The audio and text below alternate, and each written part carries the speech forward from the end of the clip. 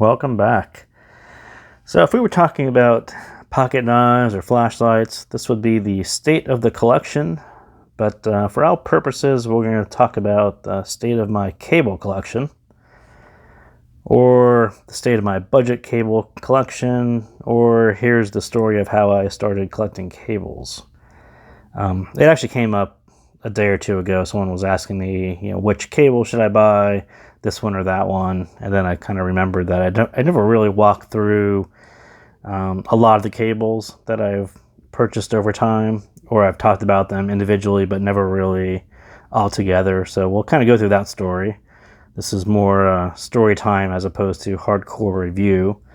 And if you're expecting me to talk about, how one cable improves your sound 20 times more than some other cable, that's not going to happen either. We'll probably avoid that discussion so I don't have people hating on me and telling me how scientifically cables can affect sound. I know all that. I've seen the arguments. It's the weekend. Go find something else to do. Go hang out with your friends, family, listen to music. Don't send me nasty comments, because that's a waste of my time and your time, and do something more productive with that. So let's kind of move into where I started. So KZ, so a long time ago, and not actually these, but actually those. So the KZ, going back in time, they've always, in the kind of at their ads, they always said removable cables, right? And I bought KZ earbuds and said, okay, it's a removable cable, but I don't really have another cable. It's not like I can go to the local store and pick up a cable.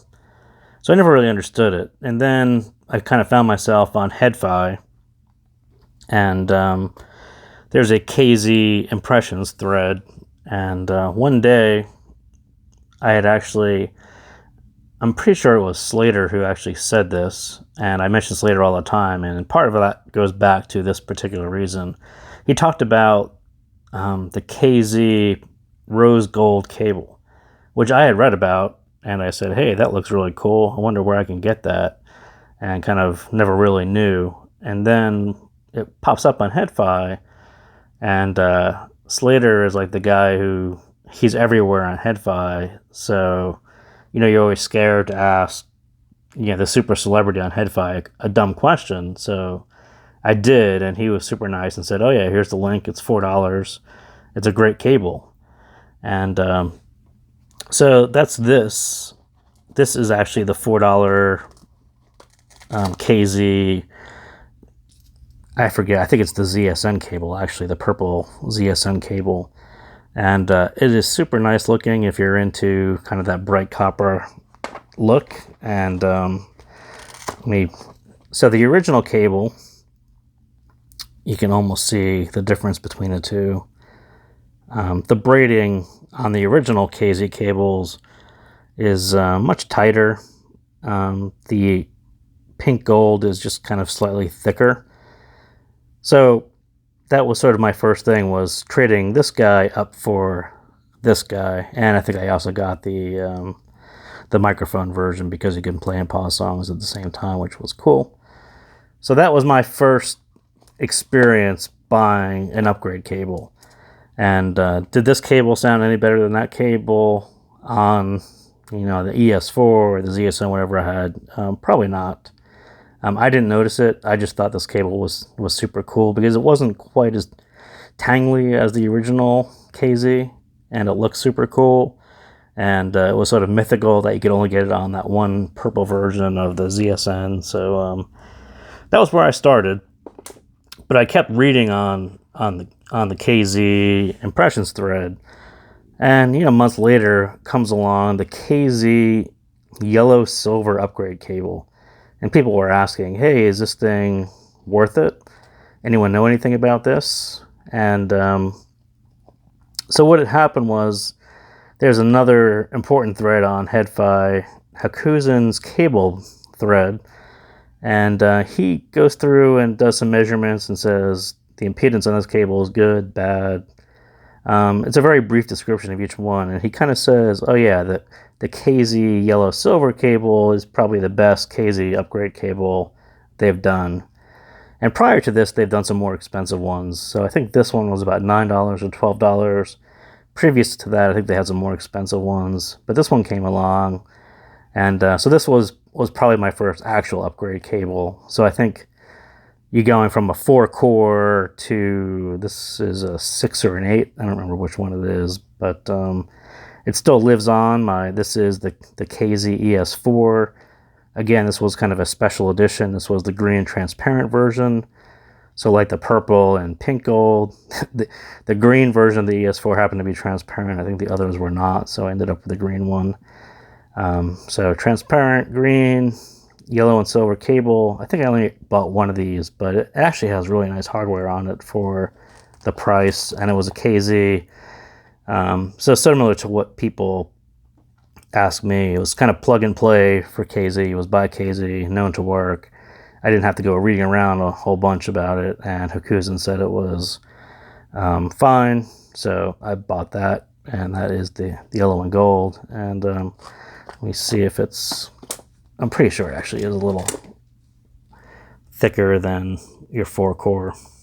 Not by much, but definitely kind of side by side. They look about the same. It's just the braid is tighter on the yellow and silver one.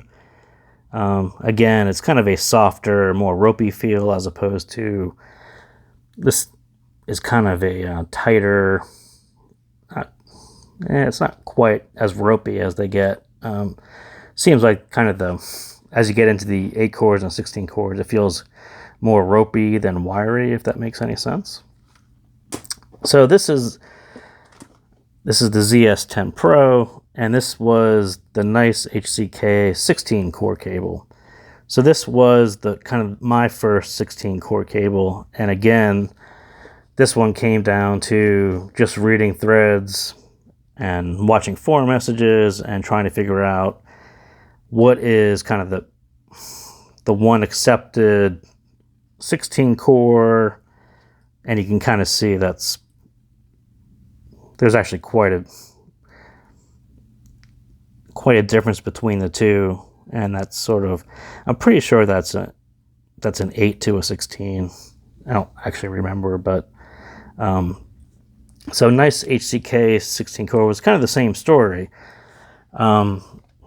Around the KZ Impressions thread, the NiceHCK is always the one that people were kind of throwing out as, well, if you want kind of the bare minimum price involved to get a 16-core cable that's known to be good, that didn't break on anyone, the connectors were kind of nice, you can kind of tell by this carbon fiber connector, wrap connector, just an all-around nice ropey 16-core copper cable. And it sort of was known for a long time as the one to get if you've got $15 or $16, whatever I paid for this one. This was the one that was kind of well known around HeadFi, and you saw it recommended all the time. So I ended up with probably more than a few of those. I probably have at least 2 of them, maybe a third one, I don't remember. But just like I recommend those when people ask me, I bought those myself, and I don't buy them anymore because they've come out with new versions since then. But that was the original NiceHCK copper, and I think now there's the C16, which is kind of the slightly nicer version of it. But that's the original. So from there, I kind of wanted to branch out from colors. This is my ZSX, and I think what was special about this cable was, one, it was silver with blue, which is one of my favorite colors, but it also had the QDC connector. So I think that was the original problem with the NiceHCK, was it only came in 2-pin. It didn't have a QDC connector. So this was kind of my first shot at an actual 16-core cable with QDC, so it would basically plug and play with my ZSX or any other KZ I had. And the connectors were aluminum. This is the Yinyoo version. I'm not sure anyone else actually does a silver and a blue like this, but this was, I believe this actually was my first Yinyoo cable. Yinyoo, kind of prior to buying it, NiceHCK was always probably about a good $5 cheaper than the Yinyoo cables.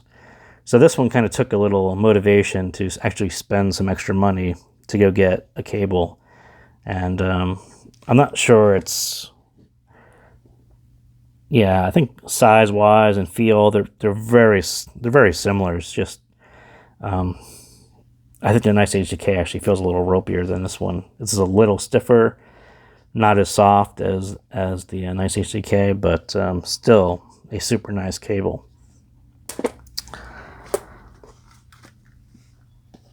Then another one that I recommend a lot is the TRN T2. So again, this is a 16 core cable. Looks really similar to the other ones with the braiding wise, but price wise, this one dropped actually pretty quickly. When it came out, I don't remember what it came out at. It was kind of expensive, but when you catch this guy, normally I think it's about $9. Maybe it's a little more. On sale, it goes down. 11/11 sale. I bought a bunch of them at about $7.92 possibly. But I do love the T2 cable at its price for what it is. I think it's an amazing 16 core cable, for that price. And if you're looking for a good entry level cable, this was the one. So the second was the color. I think T2 had this kind of corner of the market on this particular color of cable, and I believe only one store sold it at the time. So I think the Woo Easy pewter colored T2, I think at the time was the only combination of store and cable where you could find this one. So it was kind of special when I bought it, and I still love it. And I think I have more than, I think I actually do have the whole set of the T2s, MMCX and 2 pins.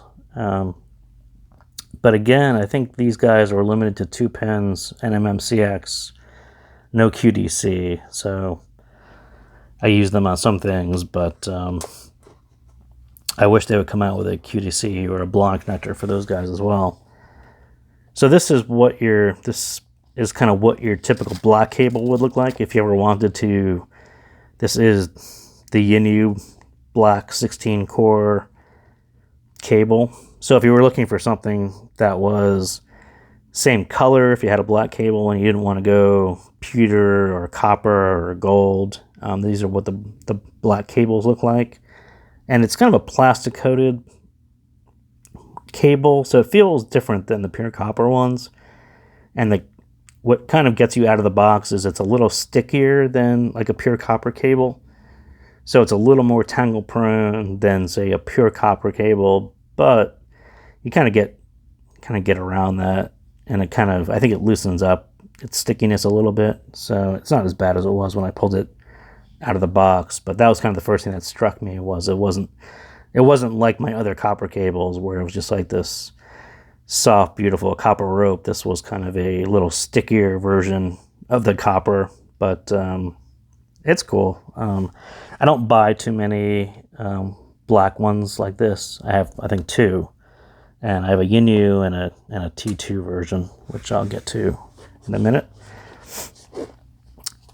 So stepping up price-wise, after you get by the T2, so NiceHCK was about $16, and I think the Yinyoo were probably more, probably $18, $20-ish. This guy was actually sent to me by Yinyoo. So this is, and I talked about this one with the BA5 at the time, this was sort of the $25, $30 Yinyoo cable. And it's similar to my other Yinyoo cable, except the blue is darker and the hardware was, I think, a steel, or it's probably a steel or zinc, or it's something heavier. It's not aluminum. So there's a kind of a weight. So not only is it ropey, but it's kind of a weighty. It's got a lot of substance to it for a cable. It's kind of an interesting thing to hold in your hand. If you're used to, like a black plain cable that came with your phone, it's there's a lot of substance to it. Beautiful cable. Love the blue, and I love kind of that hard that heavy hardware as well.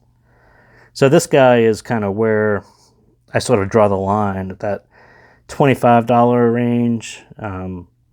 You know, is this cable better than the $16 one? It's definitely better materials, but you really, for me, I would probably not recommend this one as an entry-level cable. Even though it's beautiful and I love it, I would still say stick to something more budget-friendly than jumping into the $30 fray. But I don't know, it's super nice. I will not argue with that. So these are some of my more recent ones from last Black Friday. This is the blonde. This is the new two-tone 16-core Yinyoo cables. So you can almost see that on video. It's actually kind of a darker copper and a lighter copper, and it is beautiful. And the connectors are kind of alloy-ish. I'm not exactly sure what they are. Yinyoo tends to use, I think, the same connectors. So this is, I actually think this is kind of between the aluminum connectors and the BA5. They're not quite as heavy as the blue cable, but they are definitely heavy.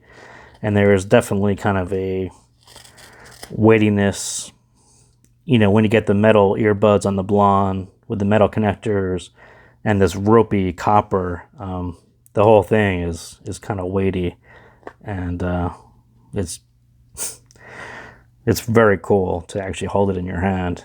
Sounds amazing too, but you know, if you were looking for just a reason to have something that makes you feel good, a lot of copper and some alloy connectors, and the look is pretty amazing as well. I was kind of impressed. It looks much better in person than it does in the ad on AliExpress, so I was super happy with that purchase.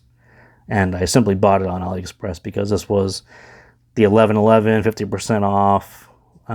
Just as I said in the comments, if someone asked me, wait for 11/11, wait for the big sales, and you'll see some of these $25, $30 cables drop under $20. That's exactly what happened with these guys, and why I'm holding this now is because the price dropped enough for me to give in to buy it. So kind of more recently, back around 11/11, I knew I was going to be buying the Ear Studio ES100, which has a 3.5-inch regular jack, but also has a 2.5-inch balance. So this is actually a balance cable from KBEAR, 16-core copper, and I bought a couple because I knew I was going to be buying the ES100, so I wanted a couple balance cables to see what that was about. So as you can see, it's still in the box, and I haven't quite gotten to using a whole lot of it yet. But these are, I think, probably the newest ones that I bought right at the end of the 11/11 sale, because I knew I was going to get an ES100 at that point. So this is the 2.5-inch version balance cable. KBEAR kind of became known for, they do have a couple IEMs, but I think they were actually the first guys to do sort of this style. They did the NiceHCK 16-core copper, but with a QDC connector. So that was kind of why I always kept my eye on the KBEAR cables. So newest, this, not really newest, but so this is the TRN T2 black cable.